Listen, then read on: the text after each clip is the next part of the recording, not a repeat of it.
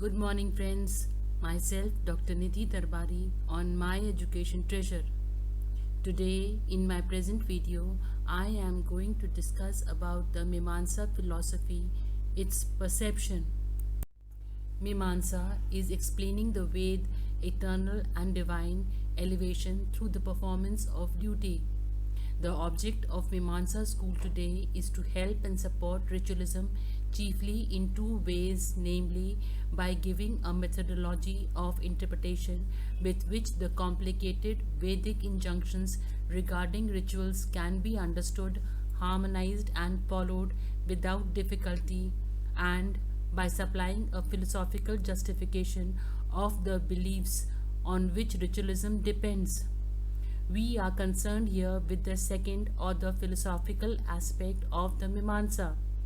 The faith underlying the Vedic ritualism is substantiated by Mimamsa in the following ways: belief in the existence of a soul which survives death and enjoys the fruits of the rituals in heaven, belief in some power or potency which preserves the effects of the rituals performed, belief in the infallibility of the Ved, the belief that the world is real and our life and actions performed here are real and not mere dreams. The term Mimamsa etymologically means solution of some problems by reflection and critical examination. The Buddhist, Jain, and the Charvak challenge the authority of the Ved. The reality of the world and the existence of the soul are denied by some Buddhists. Some Upanishads disparage the idea that heaven is the goal of man and rituals are the best possible human activities. Mimamsa tries to meet all such criticism and upholds the original faith underlying ritualism. Jaimini's Mimamsa Sutra in 12 elaborate chapters lays the foundation of Purvamimamsa. Jaiminiya Sutra is the work that laid down the principle of this school, that is Purvamimamsa. Hence, Jaimini is thought to be the systematizer of this school of thought.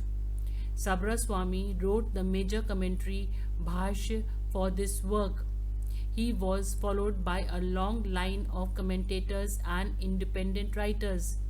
The two most important among them are Kumaril Bhatt and Prabhakar, nicknamed Guru, who founded the two schools of the Mimamsa named after them, and thus the Mimamsa school gradually developed.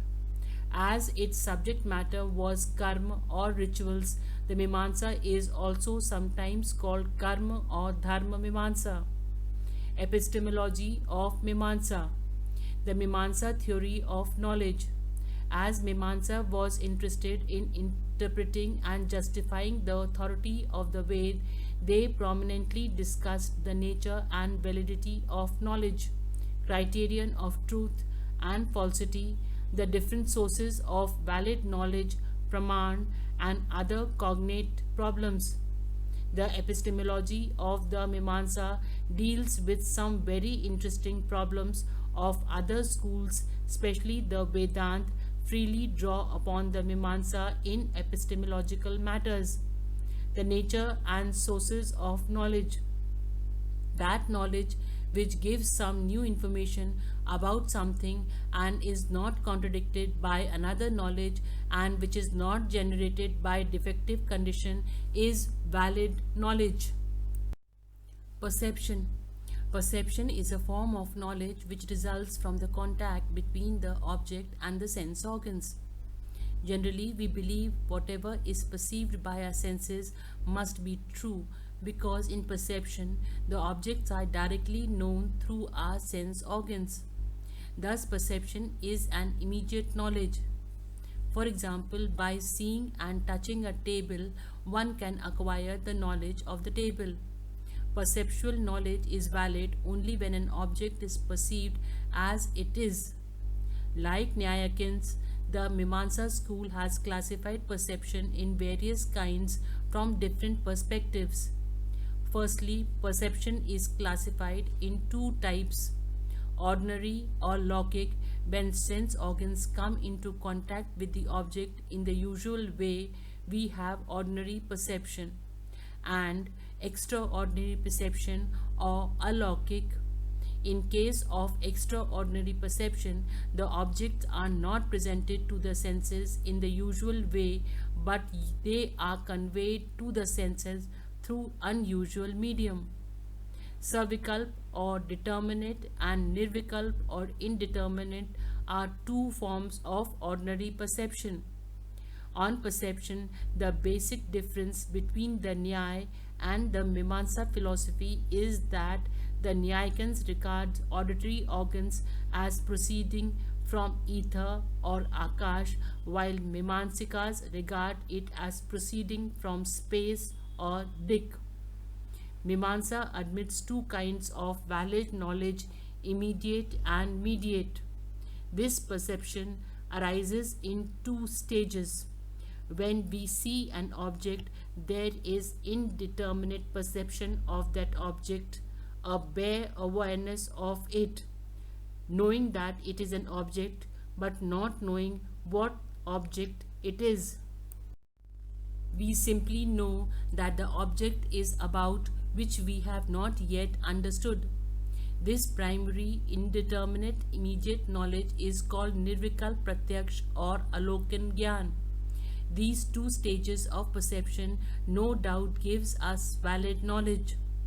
When at the next stage we come to interpret the meaning of that object on the basis of our previous knowledge and come to understand it as something what it is, that is what class it belongs to, what quality, activity and name it possesses, we have a determinate perception or savikalp which is expressed by judgment like this is a stick, this is white, this is moving, this is Ram, this is a man, this is a table. However, the objects are not known explicitly in the first stage. Yet what is known clearly in the second stage is implicitly known in the first stage. This means that the mind only interprets what it sees in the first stage with the help of past experience. It does not ascribe something imaginarily. Hence, perception results in valid knowledge. Now, what we just saw is perceptual knowledge. Immediate knowledge arises in the soul when the object is in direct contact with both the internal sense organs, mind, and the external five sense organs. Perception, thus completed in two stages, gives us real knowledge of the world composed of different objects. These two stages of perception no doubt gives us valid knowledge. What is given first does not ascribe to it any imaginary predicate, for if we did not perceive at a first a man, a white one, etc., how could we judge later that it was a man, it was white, and that it was not a cow and not black, etc. If you found the video to be informative and interesting, I request you all to please give a like to my video to motivate me, share it with others and subscribe it so that whenever I upload a new video, you will get a notification. Hence, it must be admitted that perception, in spite of containing an element of interpretation, is not necessarily imaginary and illusionary as some Bodhis and some Vedantins hold. Neither is it true that what we are immediately aware of before the mind interprets it as is fairly unique, particular, swalakshan, without any distinguishing class character as Bodhis hold, or is pure existence without any differentiating property as those Vedantis say. The diverse objects of the world with their different characteristics given to the mind at the very first moment when we become aware of them. Are they non-perceptual sources of knowledge? What are they? Thank you very much for patiently watching the video and don't forget to subscribe.